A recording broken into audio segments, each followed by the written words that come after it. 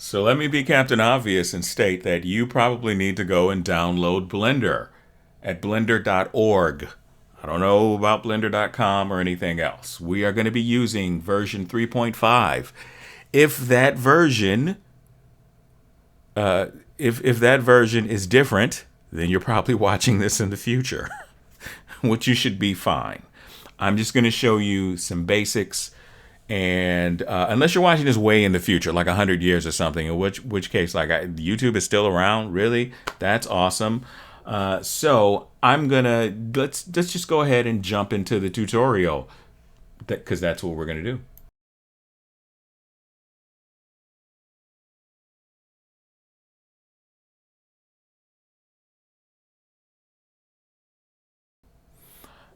So just a little heads up to everybody who's never really tried to download Blender before because it's been too scary. It's going to give you a warning, and it's going to say it doesn't recognize the file because it's this weird like number letter combination. That's okay. It's Blender. You will be just fine. Why should you listen to me? Because that's what I would be asking. Well, here I am over on Udemy. I got 114,000 students. Well, 114,633, but who's counting? I mean, that's not nothing. That's pretty cool, right? Over here on the Udemy with the knowledge, look, got a Blender course there. It's pretty highly rated. But if you're watching this and you truly care, then you'll go over to my Gumroad page. I got stuff over here that I just don't have on Udemy for reasons. Now, I specialize in teaching absolute beginners art. That's what I do. It's what I like to do because I think that a lot of the times you might have a really, really great artist who isn't necessarily a good teacher, or you just have someone who is teaching you the way that they work, and you wind up just kind of watching them work, which is not, in my opinion, the best way of learning anything. That's why I started teaching in the first place. So this is like an earlier version of Blender. I want to show you guys some of this because I want you to understand that I truly get that you are super confused about Blender because, okay, this is Blender 2 point something. And this version of Blender, me being an artist for all of my life, just for the record, I'm Gen X. I'm 49 years old as of this recording, and saw digital art, started messing with digital art in the late 90s, and saw Photoshop, played around with one of the first digital pens. And so a lot of this stuff is not intuitive if you've never done it before, right? So looking at this, I had people with a straight face tell me, oh, you could do 3D now. It's easy. There's this program called Blender. We didn't call them apps back then. There's a program called Blender. And it's so intuitive. It's intuitive. Take a look at this. Does that look like now, I know I could tell what's going on now. It's in object mode, and I recognize the viewport, and that's a top view. And all this stuff that I know, and this is probably the animation screen. That's what it looks like. But Blender is not easy. It's not.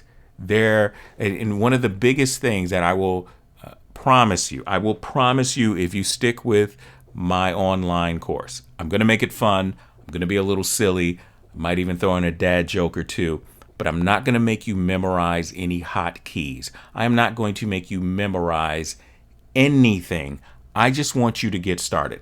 I know that if you are a 2D artist, an illustrator, maybe you do storyboards, and you might be looking at Blender and going, you know what? If I could just buy some of those 3D models of like buildings and cars, I could really get my work done a lot faster. And that is true. Maybe you've gotten introduced to 3D through some of the things that are in Clip Studio Paint. There's limited capabilities of 3D. It's a lot better now with version 2.0, but it's still not what Blender can do. If you have ever tried any tutorial online before that had to do with Blender, and everyone was giving you a bunch of jargon and telling you, if you don't know an OBJ file from a FBX file and you don't know what, you're confused as to what a mesh is or what do they mean by model or mesh and all of this other stuff, this is for you. I am making this for a very specific kind of person. I don't even know if I'm going to call this Blender for the confused and scared. The easy way. Because we are going to learn Blender the easy way. Well, you're going to learn it. I'm going to teach it to you. I'm going to get you started. I'm going to get you started with useful stuff. If you are a 2D artist or a beginner, the vast majority of a lot of tutorials are not taking enough time, in my opinion, to go over some of the most basic things that stop people from using Blender. Okay, I think that's all I'm about to say. We're going to jump in. Hopefully you've downloaded Blender. This first part, you do not have to, you don't have to follow along with Blender. Just kind of sit back, relax, and enjoy. And I know right about now I'm supposed to say, hey, like, share, and subscribe. Don't like, don't share, don't subscribe unless I've done something for you. Unless this is absolutely useful to you. Otherwise, don't do none of that. Just go about your business. Let's jump in and get to this Blender. This is the Blender apparatus that we will be using for tonight's festivities while you listen to my vocal stylings. That was the setup menu. I clicked onto it. It disappeared. It's not a big deal. Now, at first glance, you're looking at this going, I am never going to learn Blender. Rich Grayson is lying to me. That's me, by the way. Well, the first thing that we have to do is we are going to go over to Edit. And we are going to go to Preferences. And then I'm going to go up to the interface. And you see this resolution scale. It's at 1. I might put it at 1.5 so that you can see everything clearly. And I suggest that you put it that big as well so that you can clearly see things so it kind of looks cartoonishly big. That is important. Down here, where it has save and load, hopefully you have click auto preferences saved, right? So save auto preferences. That means that when you make any sort of change that if you make any kind of change, then what happens is it automatically updates. All the rest of the stuff, we don't care.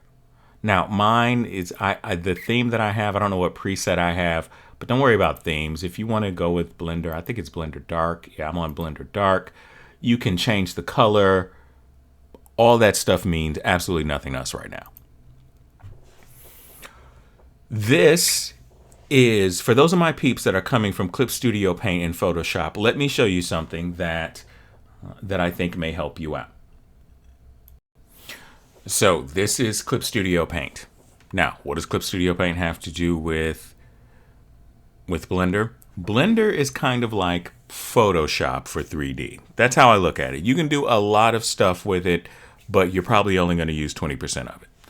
Clip Studio Paint is the closest thing that there is to Photoshop. I know that there are some other 2D software apps out there, but here's what I want you to look at. Over here, this is where all of our tools are, right? So if you're a Clip Studio user, you know that that's a brush. And over in the middle is our canvas. It's where the magic happens.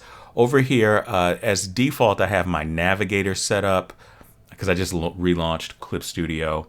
And I have like some tools that are here, and there is some other information here on the side. But this is where the magic happens.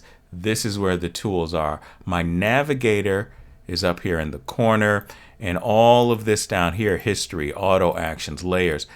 There can be a lot of information over here that if you've never worked digital art, this can be confusing, but pay attention to the layout. So I'm not going to save that because this is the middle part where all of the magic happens. Over here, this is a navigator. Right over here, this gives us a lot of information. All of these are little subcategories that look terrifying in the beginning. We're not really going to worry about any of this stuff over here, so don't worry. And over here is our tools. The second thing that we want to do is I want you to look for the double arrow, just like you would in any other 2D art application. I want you to click and I want you to drag until you can physically see what these do. We are not going to add any sort of hotkeys that you have to memorize and muscle memory and all that other stuff that people tell you. That's great if you're going to be going to work for if you're going to go work for a company or something like that that uses Blender and you need to hurry up and be really fast. Yeah, invest in learning how to do the hotkeys. I've done freelance work. I've done lots of work with Blender. I don't know. I barely know any of the hotkeys. I know a few. I know hotkeys, but not all of them because I don't care. I hate hotkeys. Hate them. And guess what? You can just press any button here and it'll work, right? So we start with the default cube. This is where things are happening. Now, one of the most confusing things is that if you hit render, it's not going to render what is on the screen. It is going to render through this little strange object. If I turn it this way and we move it over, so I'm using the hand tool to move it over, that's a camera. I know, doesn't really look too much like a camera. That's the camera icon. So if I click onto that, that is giving me what's called camera view. And in order to render, so if I just hit render image, it's going to render this cube from the camera view, right? So when you first start out, you're like, oh, I think I can make some boxes and I can move some things around, and you hit render and you're getting this weird view. That's because you are going to, you don't understand until now that you are rendering from camera, from your camera view. We are not going to click and drag and turn this into quads because that's all that stuff is modeling. You can pretty much stay in what is called object mode and just model in object mode. There are tools for that now. There are a lot of what are called Boolean tools for those of you that do work with Adobe Illustrator. It's the same concept, but it's 3D. That's really all that I am going to show you right now about the interface itself. So here is what we are going to do. Right now it's on select box, so it selects this. There are three things. If you look over here, this is called your scene collection. You can make as many scenes as you want. Think of these as your layers. We have an eye, a little eye icon. If I click that, it hides it and unhides it. There's the cube, hide it, unhide it. Just like if you're working in Clip Studio or Photoshop. And that's our light. Now, the light by default is not incredibly bright at all. We're not going to worry about the light as of now. What I want to do is have this cube. You can select it over here. You can always click off of it. And you can select this. Let's move some things around. So we're not going to worry about cursor, right? That just sets the cursor, which is this little bullseye. That's the cursor. And the thing about the cursor is that if you wanted to add something, you can add things to the cursor. It functions in a bunch of different ways. We're just going to go with select box right now, or select. That just means you're selecting with the box. And I have it on mostly tweak. But you're just essentially selecting. Don't let that confuse you. Let's move the box around. So we're going to click onto move. Now, this is our little navigation moving gizmo thing. The top is the Z-axis. This, what is that, greenish? I'm a little colorblind. That's your Y-axis. And the red is your X-axis. I didn't memorize that. If you look right over here with our little gizmo, right? The Z is blue. It's pointing up. So Z is usually up, And we have our Y, which would be, I guess, side to side. X could be front to back, or maybe it's the other way around. It's not that big of a deal. But if we want to move this, we can click onto the red arrow. So you see that little red arrow right there? Just click and drag. I'm going to click and we're going to drag over that way. Click and we're going to drag it back. You do not need to have a tablet to do any of this. Because I'm not using a tablet right now. I do have a tablet, but that's for drawing. I use the tablet primarily for sculpting. When I'm in Blender, I do use a mouse, unless I'm sculpting. You can also rotate this. So the rotation is a little different. So if it's rotating on the blue, that means that it just is turning on the blue on the Z-axis. And the other way around, it's going this way. And then you can also rotate it that way. Now, scale means it is just what it says. You can either, if you go to the exact middle where the middle circle is, and you click, left click and drag, it makes it larger. Now, this is, it's a little distorted, because I don't think I dragged it. No, I actually, I do not have it zeroed out, so I don't have it. If we move it back this way, when you start to warp certain things and change things in the direction, it is trying to scale itself on what is called the global, the world axis up here, instead of scaling on the local. But if we hit scale, that's actually, it moves it. So if we hit scale, it's just making it bigger, right? Bigger and or smaller. Now, you may notice, for those of my eagle-eyed people, if you want to turn some things, just use the little gizmo up here. It's not going to hurt anything. We can see that if I zoom in, and I'm zooming in with my middle mouse button, and I grab the red, it's going to scale this way. I can grab the x-axis and scale it down, and I can scale it this way. So I can scale things. So move, rotate, and scale. If you are feeling incredibly frisky, you can hit the transform, which gives you all of them. If you want to annotate something, it's not going to show up on the render, but here it is. So I'm doing that with the mouse. That's why it looks so horrible. You can annotate things. You can annotate with straight lines. You're not going to really annotate anything, to be honest with you, right now, I don't think. Measure, I never really use measure. I just don't. But you can measure it. If you are getting into some architectural things, then you can do that. And they have measure now. And so let's hit.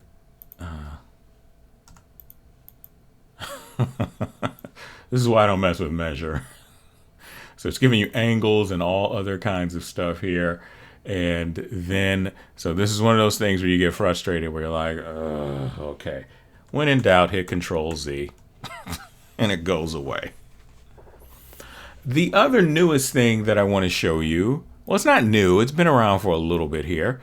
If we click onto here, onto our cube, hit delete, it'll delete it. But we have something called Add Cube. And this works kind of like SketchUp. So we can click and drag and then pull up and click. So we are left click, dragging, pulling up, and clicking.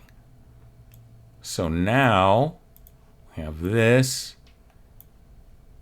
And you can click and drag on almost any surface. So some of you are going, wait a minute, I can mock up some really cool buildings this way, right? You absolutely can. Now, I'm going to show you guys something, and I don't want anybody to freak out. What I want to show you is that an easier way of, you can move things around, and one of the easiest ways of doing that is over on your number pad. the thing that I teach my students in the Blenders course, that just like Photoshop, there are 137 different ways of doing everything. 137 different ways of sculpting, 137 different ways of modeling. There's 137 different add-ons. Why am I keep saying that number? Well, 1, it's going to give you your side view on the number pad. 3 is going to, or it's going to, 1 is going to be front, 3 is right, and 7 is top. I know, not really a hotkey, but it does help. So now what we can do is we're going to go back up to tweak. We're going to, no we're not, we're going to go over from tweak. We're going to long press that, hit select box. And if you are following along, I want to take these boxes. It doesn't make a difference how many boxes that you made. They all say cube over here. That's not very organizational. We don't care. What we're going to do is we're going to highlight this. All of this is highlighted. The top box and everything is highlighted. Then we're going to go over to move, and we're going to move these around. And what I want to do is I want to move everything up to this line. So I'm going to click over here. It's already ready to go because move is highlighted. So I can only move in these directions from the top. Now, just to let you know, if you don't want to do that, you can just go over here to the Z, make sure the Z is lit up in white. Click that, you can get the top view. Very easy to do. You don't have to, like I said, you don't have to memorize any side keys or hotkeys. I'm going to click this long box. I'm going to move this up here to this line. And if I want to get a little bit more precise, I just zoom in. I almost want to grab my hand and pull down. So look, there's a hand icon that moves the view. So if I click this, I can get a little bit more precise right there. And yeah, there are tools that can snap things. We're not worried about that right now. We can use our middle mouse wheel to scroll back out. So what happens if we click right here and we move? Oh, look, the other two boxes that were on top are staying right there. So I'm going to go back. So if you're going to do this, then you would do, and it is a hotkey, it's called Control J, which means join things together. You don't have to memorize anything, but if you were to highlight all of this and hit Control J, it joins everything. It looks like everything disappeared, right? Nope, it just joined onto here. So yes, you can make some little buildings. You can make some little gray boxes for in place of your buildings, or use these for backgrounds. Gets into all of these gray box. So if you ever heard the term gray boxing, here you go. So now we have something that looks like we can have some perspective. Well, I want to go ahead and take a look and see how this would look through here. So I'm going to go over here and click to camera view. Oh, well, camera view really isn't helping us out that much. The camera itself, there are camera add-ons that will move around, and I'll talk about add-ons maybe either in another video, like the 10 best add-ons to get you started. And you click up out of that. You can always add a camera. Now, okay, I had a slight technical difficulty there. So this is a few weeks later, or a week later, and I had thought, I had this whole section planned out, and I'm like, "Hey guys, I've made this. Let me set up some boxes here." I made this little add-on, and it allowed you to do this functionality with the camera, right? And it allowed you to go through, and then it was gonna, it had the second thing where you can just place a camera where you are at without having to use shortcuts.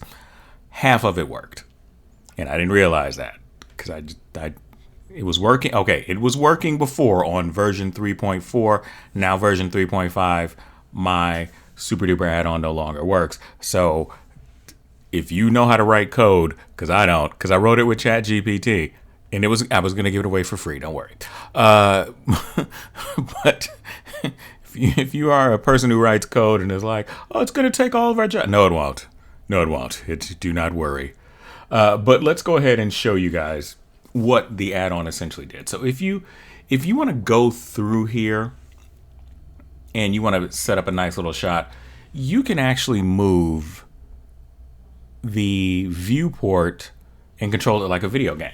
So if you go up to view, go down to navigation, you go over, go all the way down to, you can go to fly, but fly gets a little out of control. So walk navigation, and I am literally WASDing it, right? I am really doing WASD. Q is down, E is up. I'm using the arrow keys too, and I'm just, it's working exactly like a video game. So this is super duper handy. Now you can add a camera to that. It's a shortcut to it. I don't want to get into that right now because I don't want to scare anybody off. But if you want to just go ahead and, now, if you want to go ahead and move around in that, you can. However, the minute that you click onto the screen, it goes away. So you got to go back up. Now you can add it to what is called your quick menu. Many people do that. However, I'm just super lazy when it comes to that. So if you just go back to view, and go to navigation and go to walk navigation, you'll go back. If you press, I believe it's the space key where you go faster. Here's a problem with just in case you want to, like, oh, why don't you use fly? It's a lot quicker. For me personally, it's a lot more out of control. So it just kind of floats here. And I don't really have as much control with it, so I had to, so it hit I had the space bar. I don't have as much control with it when I am doing the fly button. And you can add stuff to quick menu, but I don't really want to do that right now. You can also, like I said, move up here. And let me just go ahead and say, I'm gonna hit pause really quick so I don't mess anything up. So if I want to add something here, because I had to check, because I'm going to show you why. I'm just going to show you guys the add-on that I use. Hopefully it still works in 3.5. It's not my add-on, thankfully. It is Control-Alt-0. So it adds a camera right there. So Control-Alt number pad 0, I'm sorry. And it just adds a camera to the current viewport, right? So that's what that does. And if I just want to get off of that, then that's what I can do. It just adds the camera to the current viewport. So I can move this down a little bit. Control-Alt, number pad 0. Now my camera's over here. Yes, you can move the camera around. I find that moving this camera around can just be a bit annoying. So I'm going to show you guys quickly how to add an add-on that I have always been using because it's made my life a lot easier and it's not that expensive. So here's what I'm going to do. Let me hit pause again. So the first thing that you want to do, I would say if you download Blender, it's free. You get yourself a folder that is specifically for downloads. This is the download that I made. It's a walkthrough and camera add-on. It added a camera, but it wasn't functioning properly. I'll probably show it to you later. But all of your stuff should be in one folder, right? So what I'm going to do is I'm going to go on to Blender Market. I'm going to show you. I already have the add-on there. I'm going to walk you through that and let you see how to download this because I think this is important. I know that a lot of time is, oh no, don't use add-ons right away. No, you use add-ons right away. Right away. All right, I'm going to see you on the other side here. So this is Blender Market. I get the vast majority of my downloads here. Some people put them on Gumroad. I'm sure you are familiar with Gumroad. If not, this is Gumroad. Oh, look, I would call it a shameless plug, but I have no shame. Oh, look, it's a Blender 3D course for $10. Look at that. That's crazy. Please promote yourselves, artists. Please promote yourselves. We're living in the AI age. We got to do more shameless promotion. I know I've said it before, but it's true. So this is my account. I am going to, you just pick up, well, let's take a look at something here. Bag array generator. I have one of Baga's. I have Bagapie. It's an add-on. Most add-ons do have YouTube videos to them. There is documentation that you're probably not going to read. That's why people have videos. And you would download this. Now, here's the thing about downloading an app. I have to re-download some apps, so I'm going to take you through that process. I am going to edit this part because I don't feel like showing I'm not going to show my pathways through certain things. But know that you have where it says your orders. That's where you're going to find all of your orders. You would go there and you would download them. All right, I'm going to hit pause now. So this is called it's Crits Cam Pro add-on. There's been an update. I haven't used Blender in a second. So it's an add-on. You can add cameras and you can move around the camera. It's great. This saved me so much time. And it's $7. It's still $7. It's crazy. So I've already downloaded it. I'm going to put it into my download folder, and then I'm going to show you guys how to add things on, how to navigate to your folder. So I put this particular download into my folder, right? It's already in my folder, and I just have to go and navigate to this folder. So you want to make sure that you know your pathway to your folder. Let's add in my add-on. I am going to go up to File. No, I'm not. I'm going to go up to Edit. I don't know why. I think it used to be in File. So I'm going to go to Preferences, and then I am going to go to, Add-ons. And I am going to go to Install. Now, Install, you might have to navigate towards the folder. So here we go. And I need to navigate. I already had this bookmarked. So if I go inside of this folder, the thing that I'm going to do is click onto this folder because it's the Crits Cam Pro, and I'm just going to hit Install Add-on. Now I need to give it a second because it has to load up. Might take a few seconds or whatever, but we just got to wait. And where is it at?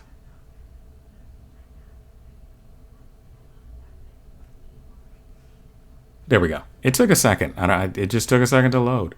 So I'm going to click onto activate, right? So I got to click onto it. If you have, see this little caret, I believe it's called, it just shows you where that is.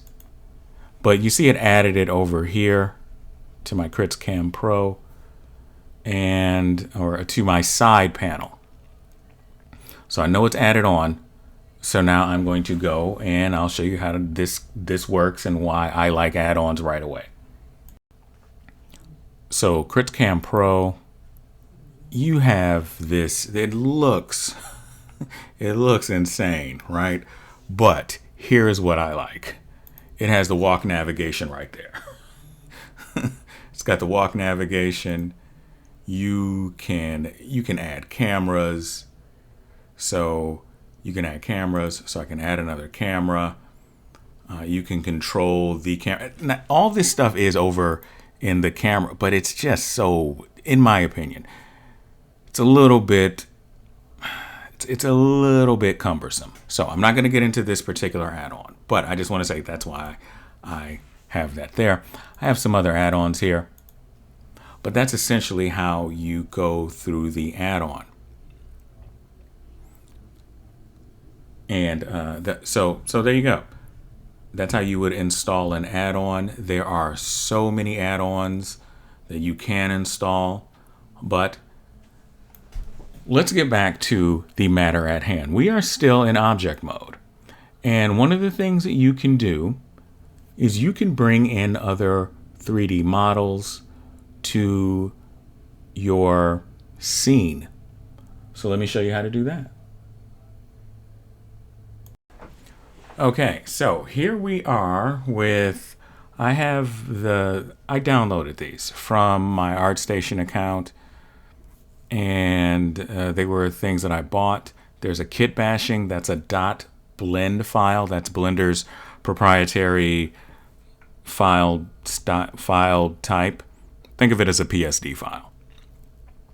There's an OBJ file. This is something different, and this is an FBX file. So OBJ is going to say wavefront OBJ. It might say legacy, but you're going to import this stuff just like you would import anything else. So here I am in Blender. Let's go with new. So I'm going to go with new general. I'm not going to save because I don't care. And I know you're supposed to like delete the cube. I'm not going to delete that cube. The cube has done nothing to me. So I'm going to go with file, and I am going to go to open. So it says open a Blender file. I will do that. Just hit pause so I can navigate to it. So I just navigated to my downloads folder. You can see it says Medieval Fantasy Kit Bash, and the one means I think I downloaded it already and forgot. It's 2.95 gigabytes. I'm going to have to hit pause on this because it's gonna take it a second while I'm trying to record. Okay, so this is how this file opened up. It gave me layout, modeling, and I'm sorry. It's taking a second for this to load. So let me switch back over to my different modes so I don't have to wait. But you can see it's got some architecture there. There are some arches and walled arches. If we could zoom in, you can see that this is what it looks like. It's taking me a second to select this, which is kind of obnoxious. But, and this is not, so sometimes just to let you know, Blender can freeze, Blender can crash on you. This is a pretty sizable file. But just to let you see, you would move this stuff around, and that's kit bashing stuff. This is a little kit. This is a 3D kit. So what I'm going to do is, that's how you would open a .blend file. They will all be different sizes. If we look over here, then these are little collections within the scene collection. So this is a wall, this is a column. So within this column, it's got different parts to it. So these are, for my 2D artists out there, think of these as groups. And the groups have the individual, they're not layers, but they're just different objects inside of the groups. And so I'm gonna hit pause really quick because I gotta exit out of this. So the other way of doing things is to file, and we are going to hit import. Now, this is where there's Collada DAE. I haven't seen anybody use one of these in a long time. I don't know what Alembic is. I know it's a 3D file type. I just don't work with it. There's a USD, which is Universal Scene Description. I've worked with one or two of those files, but primarily an SVG is Grease Pencil. Grease Pencil, just to let you know, as a 2D artist, I really don't particularly care for Grease Pencil. It's too complicated in my opinion. I think it's overly complicated, but it does have some great results. It's just super confusing to me, so maybe that might change. Now, this is Wavefront OBJ. That's one of the file types I've downloaded. The other one is down here. It's FBX. STL is for 3D printing, if I'm not mistaken. And I guess they have another experimental STL file. There is it's GITF, not GIF, but I think it's GLTF. I'm sorry. I have used these before. There's a piece of software that I have for doing storyboards. It has that format in it. And you can import SVG files and BVH files, which are motion files for people doing animation. But I am going to import Wavefront OBJ files. And I'm going to go ahead and click onto that. It'll give me, well, I'll show you. Let me hit pause. So I have this turret OBJ. And I know I keep using this top secret stuff. I'm just trying to keep, look, I got to keep my personal info. I wish there was a way that I didn't have to even bother with that being there since I teach stuff. I'm sure there is. So I'm going to hit turret OBJ, and then I'm going to hit import. Now, here's another thing that sometimes, if we look over here, It's going to have the scale, but the forward axis may or may not be Z up. So forward axis meaning that negative Z is going to be might be forward and Y might be up. So if we look over here, Z, this is like positive Z is forward. Well, I'll just import it and I'll show you what I'm talking about. Okay, so these are a bunch of turrets. Now, this comes in underneath here as turrets OBJ, but if we select here, it moves everything around here, right? That's actually not really good for us. So we would have to separate all of these objects. It's an entirely other video going into that. But essentially, these are the OBJ files. You can see these are tank turrets, a bunch of them all together. And okay, so I don't want to leave you guys stranded. If you have something like this and you're looking, you're like, wait a minute, Rich told me if I go down here, and what's going on here? I can't select anything. All these are together. This is useless. I don't want to do 3D. Okay, so we are going to go over into object mode. I'm sorry, we're going to go to edit mode. We're going to click, drag, and select, and we're going to hit P. And P, just the letter P, we're going to separate it by loose parts. And so now, okay, so now if I go back to object mode and I select this, it's on a different part. Now, well, we got to join these together probably first because these are in different parts. That gets a little bit more involved than I want to go into, but there is a way to do it. I have this in my course where I go into a lot more depth, even than here, yes. So that is how you bring in files and things of that nature. Let me do one more thing before I get up out of here, because you've been hanging out here for over probably 40 minutes at this point. Let me show you something that is relatively useful. Okay, as you can see, I have this little scene around here. I've added a camera. I just press camera. I've highlighted the camera itself, right? So if I kind of took that off of there, you can see how there's that little gray box around cam 1. So that means that this is the active camera. So I'm going to click onto this. Now, this is why I like this. I hit walk navigation, and I am now moving through, and I'm trying to find a really interesting shot.